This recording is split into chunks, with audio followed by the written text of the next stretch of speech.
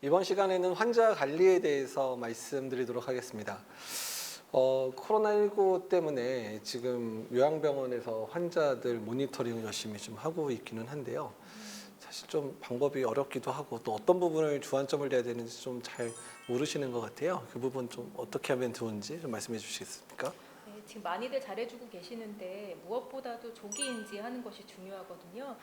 새로 입원하는 환자들 대상으로 코로나19 검사를 하고 계신 곳도 있고 입원 중에라도 폐렴 등 호흡기 증상이 발생을 하면 코로나19 검사를 해서 꼭 확인하는 것이 중요합니다. 그래서 검사 전에 검사 결과가 나오기 전이라도 다른 환자들이랑 분리하거나 또 접촉자들에도 관리하시는 게 중요하겠고요. 일단 이런 것들이 일어나기 전에 직원이나 환자분들 대상으로 증상 모니터링 하시는 것이 중요합니다. 환자분들은 원래 이제 입원하시면서 그런 증상 모니터링을 잘 하고 계시는데 직원 같은 경우에는 매일 한 2번 정도 증상 모니터링 하시는 게 중요하고요. 그래서 따로 체크리스트를 만들어서 구체적으로 코로나19 의심 증상에 대해서 매일매일 기록하고 본인의 체온을 잘 측정하도록 시스템을 마련해 주시는 것이 좋겠습니다. 요양병원의 환자들 보면 그러니까 오래 누워 계신 분들도 많고 또 살에 걸리는 분들도 많다 보니까 가래 뽑을 일이 상당히 많더라고요. 가래 뽑을 때 혹시 주의해야 될 부분들이 있을까요? 네. 그 코로나 확진 환자의 경우는 보호구를 더 여러 가지를 더 입어야 하겠지만 일반적으로 객단 흡입을 하는 경우에도 적절한 보호를 착용해야 됩니다. 예를 들면 마스크나 장갑, 필요에 따라서는 가운을 착용하고 객담을 흡인을 해야 되는데요. 우선 객담 흡인하기 전에 손 닦는 게 항상 중요하죠. 손부터 닦고 객담 흡인을 실시하고 그다음에 객담 흡인을 하고 나서도 가래가 많이 이제 주위 환경에 노출될 수 있기 때문에 객담 흡인하고 나서 손 닦는 거 이런 거 외에도 환경 관리를 철저히 준수하는 것이 중요합니다. 그 환자 처치할 때 뭐 이것저것 많이 쓰게 되잖아요. 근데 그런 환자 처치에 사용된 물품들을 어떻게 관리를 해야 될까요? 코로나19 의심 환자의 경우에는 가급적이면 일회용 기구들을 사용하는 것이 좋겠습니다. 하지만 이제 일회용이 사용하기 어려운 경우에는 재사용 기구의 처리 지침에 따라서 관리하시는 게 중요한데요. 비위험 기구인 경우에 낮은 수준의 소독을 하고 중위험 기구인 경우에는 높은 수준의 소독. 멸균이 필요한 것은 반드시 멸균해야 되고 단 일회용으로 나온 것은 다시 재멸균을 해서 사용하시면 안 됩니다. 일회용품은 일회 사용을 원칙으로 하고요. 근데 이제 코로나19 환자가 의심되는 경우에는 그 환자가 사용했던 기구는 보호장구를 확실히 착용하고 세척이나 소독에 전담을 하셔야 되고요. 사용한 기구를 분리하는 것도 이제 별도의 어떤 수거함이라든지 이런 처리 과정이 필요합니다. 그래서 세척의 전 과정과 소독과 멸균까지 코로나19 의심 환자임을 표시해서 다른 환자의 기구와 섞이지 않도록 하시는 것이 필요하겠습니다. 그 요양병원에 따라서는 이제 환자가 거동이 가능한 환자들 같은 경우는 식당을 같이 사용해서 공동 식당 사용하는 병원들이 좀 있더라고요. 근데 지금 코로나19 상황에서 어떻게 하면 좀 안전하게 식사하실 수 있을지 좀 알려주시면 좋겠습니다. 네, 이제 요양병원에 보면 이제 환자도 있고 직원도 있고 직원 중에서는 요양보호사도 계시거든요. 물리치료사도 계시고 이런 분들이 이제 가장 접촉을 할 수밖에 없는 상황이 마스크 없이 접촉할 수 있는 상황이 식사 시간입니다. 근데 식사 시간에 다인실의 경우 저 혼자 뭐 딴 데 가서 먹을 수 있는 상황도 아니고 병실에서 식사를 하게 되잖아요. 제가 생각하기에 환자 간의 거리를 둘 때 제일 중요한 거는 환자끼리 요즘은 커튼을 치는 게 다 너무 이상하지 않잖아요.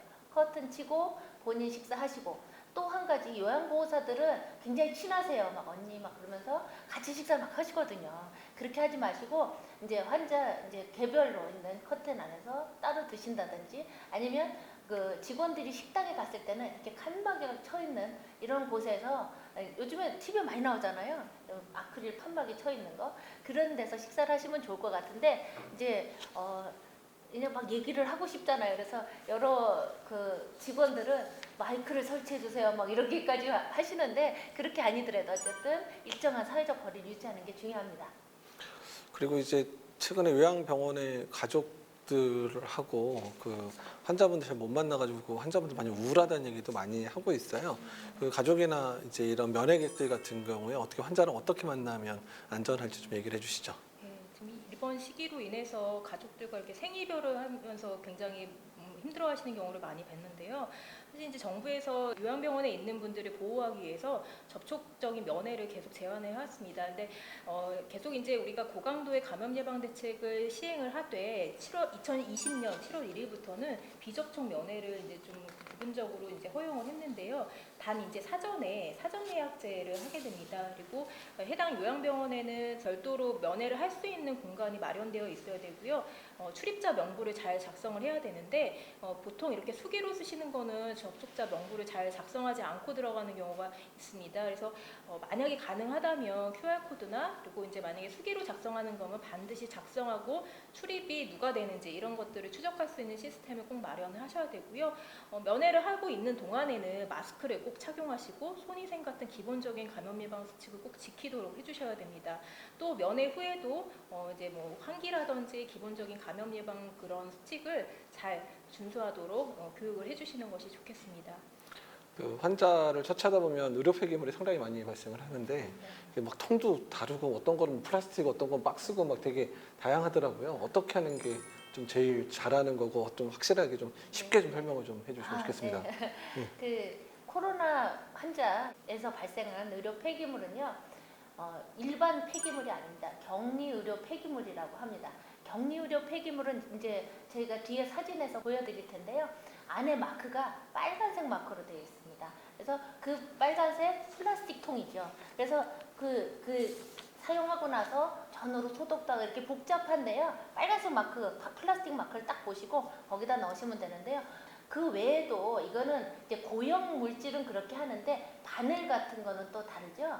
바늘이나 아니면 뭐 그 나이프 같은 거, 이제 수술 도구 같은 이렇게 날카로운 기구들을 주사침 통에 환자용 별도로 이렇게 분리해서 안전하게 담으시면 되고요. 또 한 가지 이제 그 흉수가 찼다든지 체액 같은 게 나올 때가 있습니다. 환자 분비물은 어떻게 처리하는가 이런 질문을 많이 하시는데요. 가래 뽑은 물이라든지 이렇게 액체에 해당되는 물은요, 반드시 하수 설비가 되어 있는 하수도에 버리시고 그 하수 설비에 버리다 보면 튀잖아요. 그 마찬가지로 끝나고 나서 환경관리가 굉장히 중요합니다. 이렇게 처리하시면 크게 무리가 없을 것 같습니다. 네, 그리고 환자들 환의도 맨날 갈아입어야 되고 뭐 이불도 있고 뭐 이것저것 많은데 그런 환자가 사용한 세탁물을 어떻게 관리해야 될까요?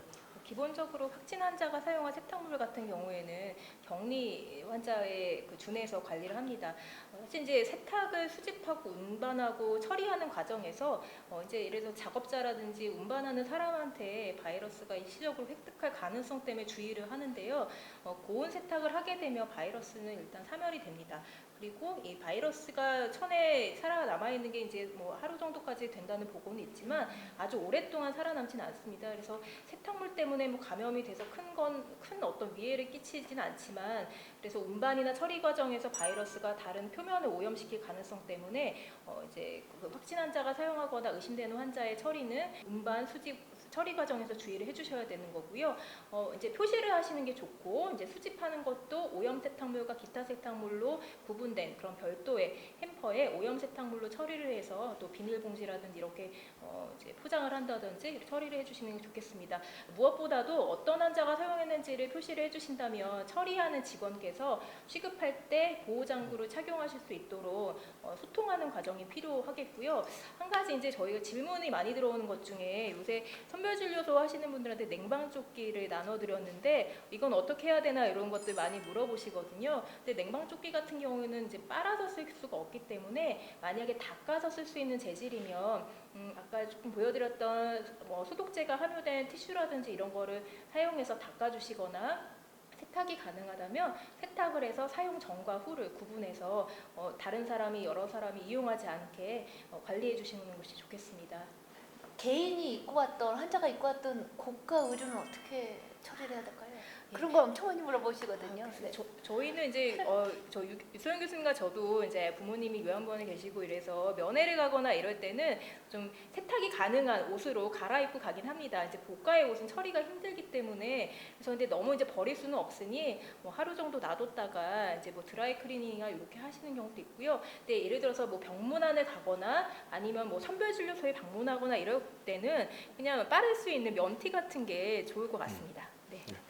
예, 지금까지 환자 관리에 대해서 말씀을 드렸습니다. 다음 시간에는 개인보호 착탈리에 대해서 말씀드리겠습니다. 감사합니다.